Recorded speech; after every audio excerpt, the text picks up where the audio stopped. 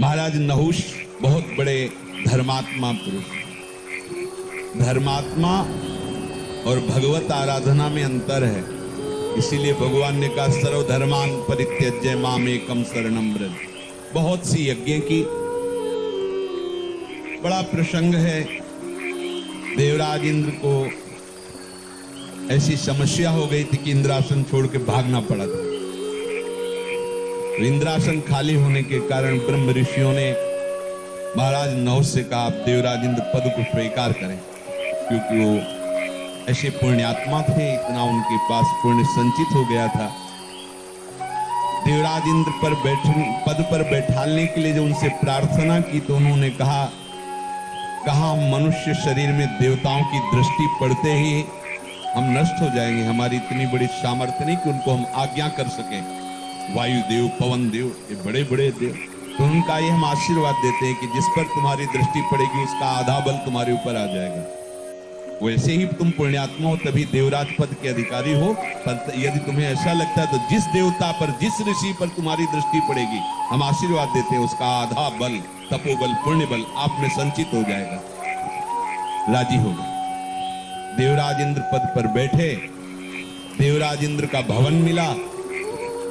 अब वृत्ति बिगड़ गई कि जब पद मिला, भवन मिला तो इंद्राणी भी मिलनी चाहिए। सूचना पहुंचाई वहां तो गुरुदेव बृहस्पति जी की शरण में गई। कहा भगवान वैसे ही हम समस्या से पीड़ित हैं कि हमारे पतिदेव छुपे छुपे घूम रहे हैं, अब आप हमारे को बचा लीजिए। बृहस्पति जी ने कहा उसके सामने जाकर उपदेश देने से बात बनेगी नहीं, क्योंकि आदि ऋषियों का आशीर्वाद है, वो आधा बल ले, चाहे ज्ञान बल, तप बल, पुण्य बल कुछ भी हो, उसको ऐसा वरदान मिला है। तो तुम्हारे बचने का एक ही उपाय है कि वो ब्रह्म ऋषियों का अपराध कर दे। कैसे होगा? तुम उसको कहो यदि आप हमसे मिलना चाहते हो तो ब्रह्म ऋषि तुम्हारी पालकी में हो और तुम पालकी में सवार होकर आओ।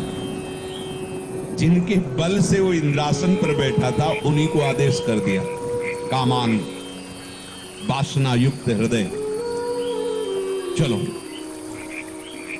अब ऋषियों ने विचार किया ये तो आज तक ऐसा नहीं हुआ। जिन ऋषियों को देखते ही बड़े बड़े देवता अर्घ आदि देकर प्रणाम करते हैं, उन ऋषियों को ये पालकी में जोतेगा, ये तो बहुत ही अन्याय हो जाएगा। बड़े बड़े महापुरुष अगस्त्य, दुर्वासा, बड़े बड़े तप के धनी, उन्होंने विचार किया कि अगर ये दृष्टि पड़ेगी तब तो बल चला ही जाएगा उसके पास, तो क्या उस पर शासन हो सकेगा। महापुरुष की जटा में अंदर सूक्ष्म लेकर एक तपस्वी महापुरुष बैठ गए, जैसे अगस्त्य जी, दुर्वासा जी, सब बड़े सामर्थ्यशाली महात्मा। अब उसके हृदय में बड़ा वासनात्मक उत्साह था। कहा सर्प, सर्प माने होता है तीव्र गति से चलो, तीव्र गति से चलो।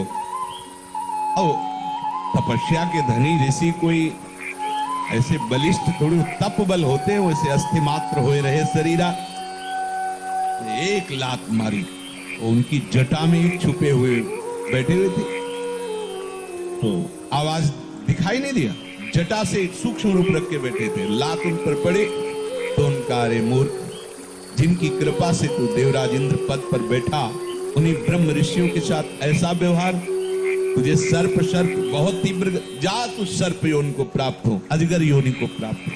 अब आप सोचो ये वासना की क्या गति है।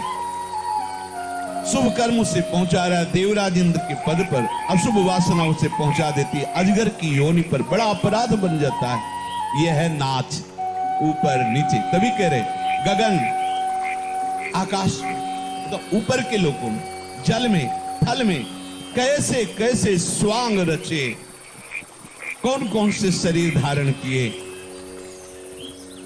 मैं तो वही है जो नहुष के शरीर को धारण किया था, मैं वही है जो देवराज पद पर बैठा, मैं वही है जो अजगर बना।